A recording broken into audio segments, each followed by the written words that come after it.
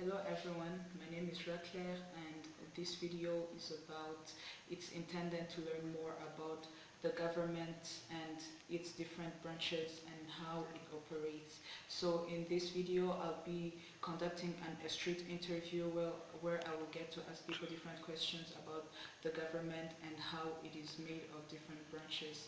So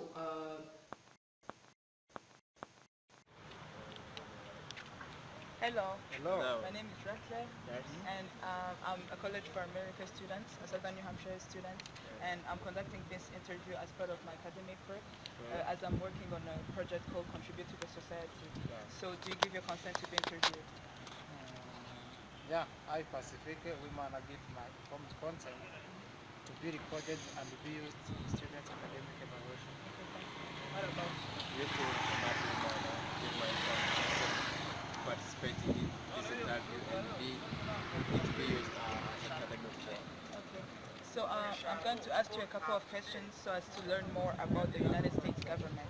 And the first question is, what are the three branches of the government?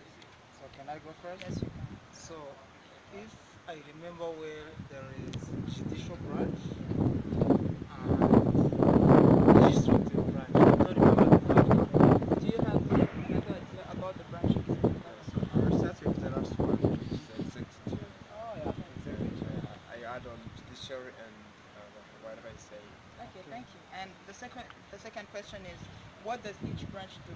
Pacific, you can. Okay, so starting from executive branch, you see, to execute, I think they put the roles in two actions. Yes. So judicial branch, I don't remember. Okay, you don't remember. I'm not a politician, so Okay. I don't remember. So, Emma, you can help. So do you remind me the other previous one you said the first one was? Apart from judiciary. Legislative. So legislative actually it makes laws, and then executive execute those laws, and then the other one come to oversee the Okay, administration. thank you. And this is another question. So, Democrats and Republicans are the major parties that one can name. So, do you know another third party besides those two? Do you? For me, I don't. You I don't? think it's Green Party. The Green Party. Yeah. Are you sure about that? I'm not very sure about it. Okay. So we're going to our last question, and this last question says, what is the basic process by which a bill becomes a law? A bill Becomes a law. I'll ask myself first, what is a bill? You don't know a bill? You don't know a bill. So I think it's, a bill becomes a law. So like this common understanding that a certain thing maybe is forbidden or what, that's why I consider as a bill. Is it? Are we right? Yeah, you are. Yeah, okay, so what's the process? Do you know So the yes, you know the it's process. now it's something which is somehow not like needed in the community. So I feel like they need to run about it. Some of the people in the Senate and other people run about it, and then so it comes along when it is approved in the Senate, and where Yeah, the sure. president might be approves. Yeah, like to add on, I think the president sit and see if the bill is, perfect or appropriate. Then decide this have to be a law. Okay. Decide by himself. Okay. So thank you for your time. It was a pleasure talking to you. Okay, thank you so much. Good luck. Thank you. So this is the second part of my video, and here I'll be talking in a more detailed manner about the questions that I have asked my interviewers during the street interview. So the first question was, what are the three branches of the government? So the first branch of the government is the legislative branch, and what it does is that it makes laws, and it is made up of a House of Representatives and a Senate. And the second branch is the executive branch, and what it does is that it carries out the laws, and it is made up of the president and ensures that the laws are implemented or put in action. And the third branch is the judiciary branch, and it is made up of courts, and what it does is that it assesses the laws that have been made by the legislative branch. So the second question was what do these branches do? So the role, as I mentioned in the previous part, is that the role of the legislative branch is that it makes laws and approves the presidential appointments, while the executive branch, what it does is that it approves the laws made by the legislative branch, and the judicial branch, it assesses if the laws are constitutional and they are appointed by the president. And the second question was, what does each branch do? And in this question, there's a question that I have to answer, that I have to talk about in a more detailed manner, and that is, how are the three branches connected? So these branches are separate but equal, and each one of them has special responsibilities concerning laws and principles governing the country. And the legislative branch creates and passes proposed laws to the executive branch, and the executive branch signs those proposed laws, and or rejects those proposed laws. And those proposed laws are then sent to the judicial branch, the judiciary branch, and that judiciary branch interprets them and decides if those laws are constitutional or not. And this is a way in which these three branches are connected. And the sub-question was, how do they regulate each other? So in this part, how they regulate each other, I will be talking about the checks and the balances. So these three branches regulate each other so as to ensure that none gains too much power over the other. And the ways in which they regulate each other, for instance, the legislative branch makes laws, but the president in the executive branch can reject those laws with a presidential veto or rejection. And the legislative branch makes laws, but the judiciary branch can declare those laws as constitutional or not. And another thing is that the president in the executive branch can reject those laws, but the legislative branch can override the rejection that has been made by the president if it has enough votes. And the legislative branch has the power to approve the presidential nominations, and it controls the budget of the country, and it can charge the president or remove him from the office if it has enough votes. And another way in which these branches regulate each one another is that, for example, the executive branch can declare executive orders, which are proclamations that carry a force of the law, but the judicial branch can declare those acts or those laws as unconstitutional or constitutional. So this shows that no branch has power over the other, but in one way they balance each other. And the third question was, Democrats and Republicans are the major parties, and the question was, can you name a third party?